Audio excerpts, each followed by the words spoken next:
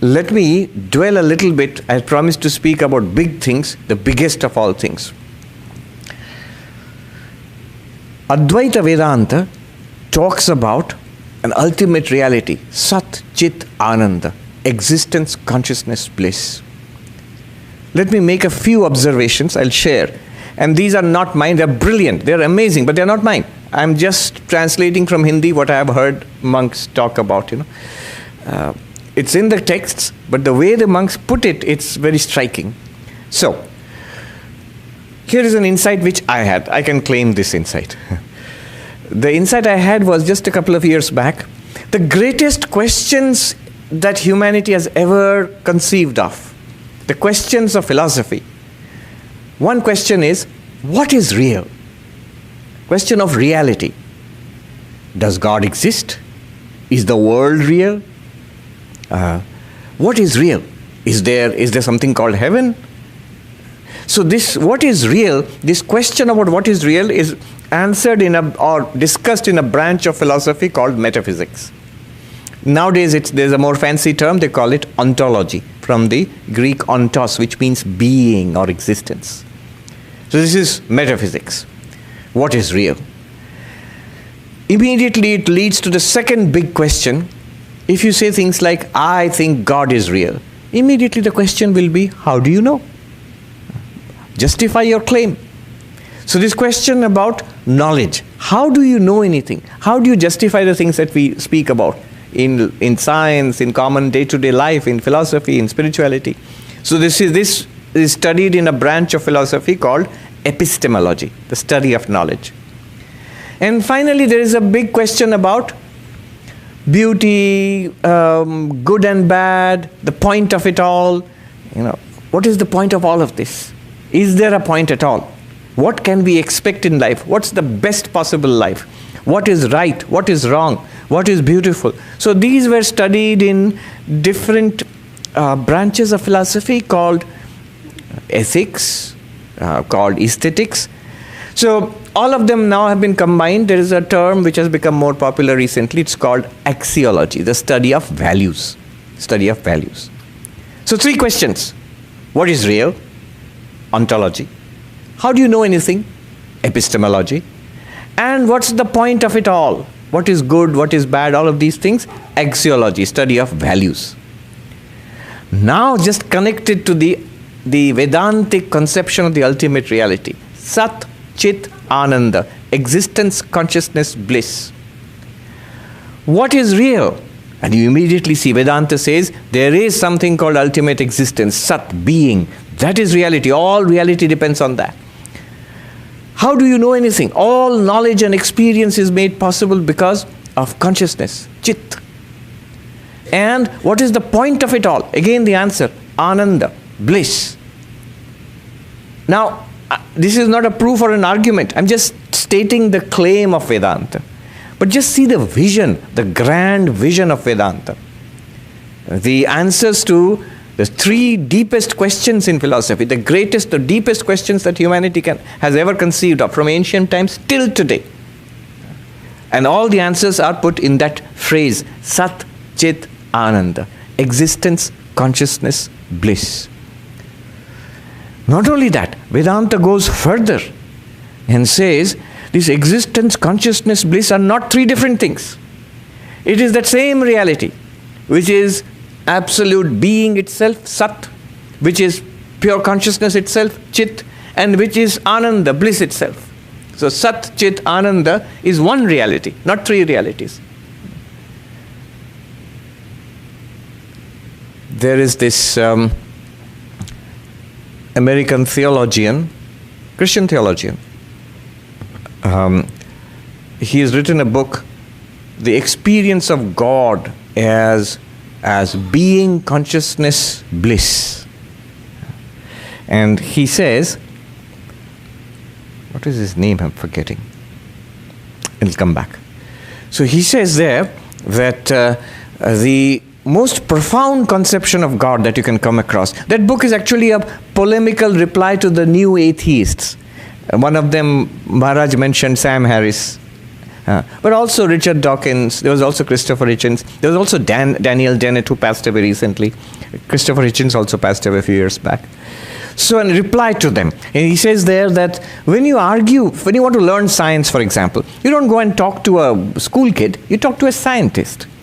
So when you want to argue against religion, then you talk to somebody who is well versed in the depths of it. You talk to a professional, a theologian, a philosopher. And what is the deepest and most profound conception of God? And he says it is existence, consciousness, bliss. And he says this idea is there in all the major religions of the world. If you dig deep enough, you will find it in Christianity. You will find it in Islam. You will find it in Judaism. You will find it in Buddhism in different ways. You will find it in all the major religious traditions of the world. And then he says, except that it is most clear in the Vedanta of Hinduism. And therefore in his book, you will see the chapters are called the Sanskrit names. Chapter, Sat, Chit, Ananda. There are 3 different chapters. Existence, consciousness, bliss. So Vedanta claims this existence, consciousness, bliss is one reality. And that one reality is the answer to the 3 great questions of philosophy. And this one reality is what Vivekananda says, you see this divinity everywhere. Further observations on Sat, Chit, Ananda. Just I will share a few very interesting observations without much argumentation. This one reality is the first of all things. What do I mean by that? I'm quoting from Mundaka Upanishad, Brahma Vidya Sarva Vidya Pratishtham. It is the foundation of all sciences. It is the first of all things. What do I mean by that? It is existence first and then all existing things. What do I mean by that? It's like this. Suppose you talk about golden ornaments. Ornaments, necklaces, bracelets, rings made of gold. It's like saying gold first, then ornaments. Gold is not another kind of ornament. It is the reality, the substance out of which all these ornaments are made. Similarly, Sat is the reality out of which all real things are made. So all real entities in the universe, God, Brahman, Satchidananda is not one more item in an inventory of items. If you make a list of things in the universe, will you come across, here is Brahman, I found it. It is in this list, it's number so and so, number 47. It's not like that. It is the reality, just like gold is the reality of all golden ornaments. Similarly, Sat is the reality. So first Sat, first being, first existence, then existing things. First reality itself, then real things. Then second, Chit. It is first consciousness, then conscious experiences. Thoughts, feelings, emotions, perceptions, judgment, memories, all conscious experiences, pain, pleasure. First consciousness itself, then conscious experiences. And third, very interesting, Ananda. Vedanta claims first it is that ocean of Ananda, an ocean of bliss, which is then experienced as all kinds of happiness and pleasure and joy. From the joy of eating a cookie, to the joy of classical music, to the peace and bliss of meditation, all of them, Shankaracharya says, they are like waves in the ocean of bliss which you are. So this is one of the first observations, that it is that Satchidananda first, then all real things, then all conscious experiences, and then all forms of happiness. But first, Sat, Chit, Ananda. Second, Satchidananda is limitless or infinite. What does that mean? It is not any particular limited being, not a limited entity which is Satchidananda. All things are Satchidananda. The Sat being is not limited to one thing. That this is Sat and that's something else. No, all that something else is also that Sat.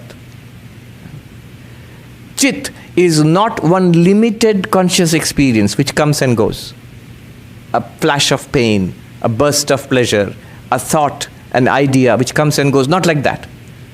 It is unlimited consciousness. Bliss, it is not a particular joy. Rather, All joys are that bliss. So similarly, Sat Chid Ananda is infinite, Ananta, not limited.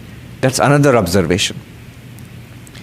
And the third observation is that Sat Chid Ananda is oneness, where cause and effect are one, where the ground and that which is on the ground is one. See, I'm translating from Hindi. Those who understand Hindi will see what I'm saying. The original language I heard was, Jahan karya karan ek hai, jahan aadhar aadheya ek hai, that is Sat. What do I mean by that? Usually cause and effect are two different things. A seed becomes a plant. Wood is made into the table. So some change is done. Some kind of movement from the cause to the effect. But when you say cause and effect are one, what it means is, it is something beyond causality. What was there in the cause is also equally there in the effect, with no difference whatsoever. That means there is no ultimate change in that reality. There is it's basically that existence is beyond causality. That's what is being said. So cause and effect, where cause and effect are one, that is Sat. Where the seer and the seen, the experiencer and the experienced are one. Again, I'm translating from Hindi. Jahan drashta aur drishya ek hai. Usually when I am the seer and this is the seen, they're different. I am the experiencer, this is the experience, they're different. Two different entities. But they are one. How they are one, we will see later on. This is the theme of this evening. But they are one. That is Chit. And where the enjoyer and the enjoyed become one, that is Ananda, bliss. Bhogya or Bhokta or Bhogya ek hai. That is Ananda. It sounds better in Hindi actually. So this is the grand theme of oneness, where the cause and effect become one. Where the ground and that which is imposed on the ground, they become one. That is Sat, being itself. Where the experiencer and the experienced, consciousness and its object are one.